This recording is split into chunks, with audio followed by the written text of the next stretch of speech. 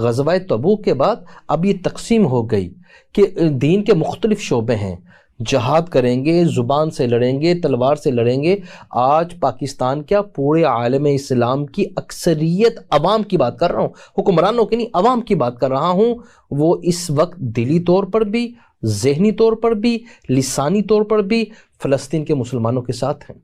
بالکل ایسا ہی ہے، آج بھی ہمارے اندر وہ جذبہ موجود ہے، اور بہت اہم آپ نے بات کی کہ حماس کے جو مجاہدین ہیں جس انداز کے اندر انہیں تمام تر چیزوں کو لے کے چلتے ہیں اور جس انداز کے اندر وہ کامیابی کی راہ پر گامزن ہیں، یقیناً یہ وہ جذبہ ہے جو ہمارے اسلاف کا ہوا کرتا تھا، اور یہی جذبہ، اور اگر ہم متحد ہو جائیں بینگ اے مسلم تو بہت سی چیزوں کے اندر جو ہے وہ ہم بہت بہتر انداز میں پرفارم کر سکتے ہیں۔ میں مزید یہ جاننا چاہوں گا کہ دور حاضر کے جو حالات ہیں، آج کا مسلمان پستی کا شکار ہے، آج کا مسلمان کنفیوزڈ نظر آتا ہے ہمیں بہت سے معاملات کے اندر، تو کوئی ایسی پیشن گوئیاں بھی موجود ہیں پیارے آقا صلی اللہ علیہ وآلہ وسلم کی جانب سے کہ یہ حالات ایسے ہوں گے؟ دیکھیے، احادیث مبارکہ کے اندر حضرات محدثین نے ایک چیپٹر باندھا ہے جس کو باب الفتن کہا جاتا ہے، فتنوں کا دور، یہ پیشن گوئیوں کا دور ہے۔ جناب رسول صلی اللہ علیہ وسلم نے اپنی زندگی میں بے شمار خطبات دی ہیں، آپ نے خطبہ حجۃ الوداع دیا ہیں، آپ نے غزوہ تبوک کے اندر خطاب کیا ہے، آپ نے بدر سے پہلے خطاب کیا ہے۔ ظاہر بات ہے اسلام کی پہلی جنگ تھی اور ایک جم غفیر تھا اور مسلمانوں کی تعداد تو کم تھی۔ نبی کریم صلی اللہ علیہ وسلم نے ایک خطاب کیا جس کی طوالت اور جس کی وسعت اتنی ہے کہ انسان سوچ بھی نہیں سکتا۔ حضرت ابو زید فرماتے ہیں نبی صلی اللہ علیہ وسلم نے صبح فجر کی نماز پڑھائی اور ممبر پر خطاب کے لیے بیٹھ گئے، حتیٰ یہاں تک کہ ظہر کی نماز کا وقت ہو گیا، آپ نیچے اترے، جماعت کروائی، نماز پڑھائی ظہر کی، وَإِلَى الْمَنبَرِ، آپ پھر ممبر پہ بیٹھ کے اور پھر خطاب کیا، پھر عصر کی نماز کا وقت آ گیا، آپ نے جماعت کروائی، پھر ممبر پر بیٹھ کے اور مغرب تک ہمیں ہدایات دیتے رہے۔ اور یہ خطبہ طویل ترین خطبہ تھا، اس کو امام مسلم نے جامعہ مسلم کی جلد نمبر 2 کے اندر روایت کیا ہے۔ نبی کریم صلی اللہ علیہ وسلم نے اس خطبے کے اندر اپنے دور سے لے کر قیامت تک کے لیے ادوار جو پیش آنے والے تھے، زمانے کا اعتبار تھے، انہیں 5 زمانوں میں تقسیم کیا۔ آپ نے فرمایا پہلا زمانہ تو میرا ہے، اللہ تعالیٰ جب تک چاہیں گے میرے ذریعے سے اس کائنات کے اندر نبوت کو زندہ رکھے گے اور یہ بہترین زمانہ ہوگا۔ اور دوسرا دور آپ نے کہا، دوسرا جو زمانہ آئے گا زمانے کا اعتبار سے وہ خلافت کا دور ہوگا، یہ 30 سال تک جاری رہے گا۔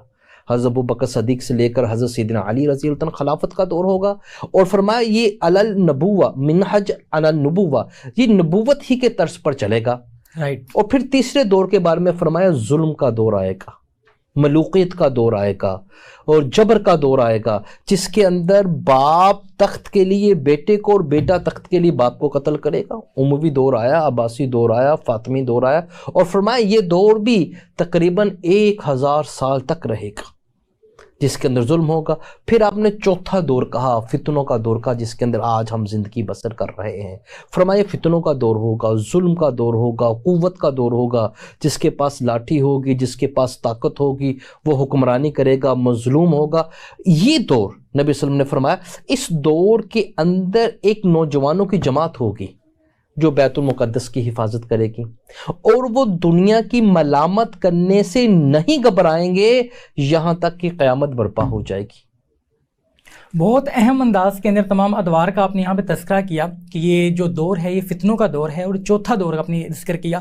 مزید میں یہ جاننا چاہوں گا ہماری آڈینس کے لیے بھی بتا سکیں کہ 5واں دور کون سا ہوگا؟ دیکھیں اس کے بعد 5واں دور ہے، اور 5ویں دور کے اندر 3 شخصیات ہیں، 2 محترم شخصیات ہیں۔ نبی کریم صلی اللہ علیہ وسلم نے امام مہدی کے بارے میں ظہور کا لفظ استعمال کیا ہے، اور حضرت عیسیٰ علیہ السلام کے لیے نزول کا لفظ استعمال کیا ہے، اور دجال کے لیے دخول کا لفظ استعمال کیا، خروج کا لفظ استعمال کیا ہے۔ لوگوں نے پوچھا یا رسول اللہ صلی اللہ علیہ وسلم یہ امام مہدی کون ہوں گے؟ فرمایا اس کا نام عبداللہ میرے نام پر ہوگا، اور اس کے باپ کا نام میرے باپ کے نام پر ہوگا۔ فرمایا یا رسول اللہ یہ کہاں سے ہوں گے؟ فرمایا الی المدینہ، یہ مدینہ سے ہوں گے۔ کہا یا رسول اللہ یہ کیا کرتے ہوں گے؟ فرمایا یہ جہاد کرتے ہوں گے۔ اللہ تعالیٰ ایک دن میں امام مہدی کو کھڑا کریں گے اور ان کو تیار کر کر میدان میں لے آئیں گے۔ فرمایا اللہ کے رسول ہم پہچانیں گے کیسے اس کو؟ فرمایا کہ جو حضرت ابراہیم کا مقام ہے جہاں پر خانہ کعبہ کے قریب مقام ابراہیم ہے جہاں پر آپ نے کھڑے ہو کے دعا کی تھی، فرمایا وہ اور خانہ کعبہ کے درمیان ہوں گے، حج کا موسم ہوگا اور لوگ ان کو وہاں پہ پہچانیں گے. وہاں پر حضرات علماء فرمایا اس وقت کے علماء ان کو پہچانیں گے اور ان کے ہاتھ پر بیعت کریں گے. پھر وہ وہاں سے نکلیں گے اور پھر دمشق کی جامع مسجد میں چلے جائیں گے اور وہ مسلمانوں کا ہیڈ کوارٹر ہوگا. اور نبی صلی اللہ علیہ وسلم نے اس کی پیشن گوئی کے پہلے بتایا ایک بہت خطرناک جنگ ہوگی جس کو سورۃ الکہف میں بأس الشدید کہا گیا ہے. اور فرمایا کہ وہ ایسی جنگ ہوگی کہ آسمان سے آگ برسے گی, اور وہ جنگ ہوگی سارے لوگ مل کر اس جنگ کو روکنا چاہیں گے بھی تو نہیں روک سکیں گے. آسمان سے آگ برسنے کا مطلب مزائل ہیں, اور اس وقت جو جنگ ہو رہی ہیں تمام ملک مل کر اس کو روکنے کی کوشش کر رہے ہیں, رک نہیں رہی. اگر حدیث کے مطابق میں جو سمجھ پایا ہوں اگر یہ جنگ وہی ہیں تو پھر 2024 اور 25 کا حج اپنے اندر بڑی معنویت رکھتا ہے. بہت اہم آپ نے یہاں بات کی, اور تمام ہی ادوار کا جو تذکرہ ہے احادیث کی روشنی کے اندر آپ نے یہاں پہ کھینچا ہے. اور یقیناً جس انداز میں آپ نے بات کی کہ جو مجاہدین ہیں وہ ان کو ملامت کیا جائے گا, لیکن وہ ملامت کو نہیں دیکھیں گے بلکہ بہترین انداز میں پرفارم کریں گے. اور مجھے تو لگتا ہے کہ وہ حماس کے مجاہدین, کیا ہم کہہ سکتے ہیں کہ وہ حماس ہی کے مجاہدین؟ دیکھیں جتنی بات ہم نے آج اپنے گفتگو میں کی ہیں یہ ساری باتیں ظن کی حد تک ہیں. یعنی کہ میں نے حدیث کو پڑھا, قرآن کو پڑھا, اور نبی کریم صلی اللہ علیہ وسلم کی بات کو سمجھنے میں جو میرا شعور اور میری عقل ہیں میں نے ظن کی بنیاد پر یہ بات کی. ڈاکٹر اسرار صاحب بھی ظن کی بنیاد پر یہ باتیں کہتے رہے. یہ ختمی باتیں نہیں ہیں, یہ ختمی باتیں نہیں ہیں.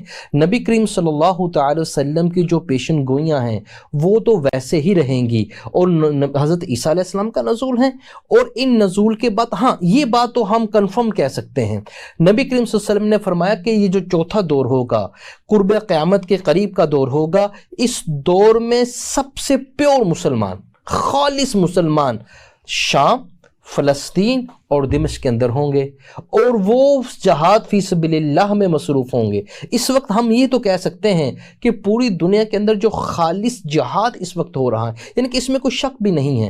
بعض اوقات ہوتا نا کہ مسلمان کے مد مقابل آ جاتا ہے تو اس میں ذرا فتویٰ دینے میں انسان کنفیوز ہو جاتا ہے. یہاں مسلمان ہیں, مقابلے میں وہ یہودی ہیں جن پر اللہ تعالیٰ نے قرآن کریم کے اندر لعنت کی ہیں. بے شک ایسا ہی ہے, اور بڑے زبردست انداز کے اندر آپ نے یہاں پہ ایکسپلین کیا کہ آج کا جو دور ہے وہ حدیث کی روشنی کے اندر ہمیں کیا تعلیمات دی گئیں, اور آج کی دور کے اندر کس انداز کے اندر بینگ اے مسلم ہم جو ہے وہ سروائیو کر سکتے ہیں, اور جہاد جو ہے وہ کس انداز میں کیا جا سکتا ہے.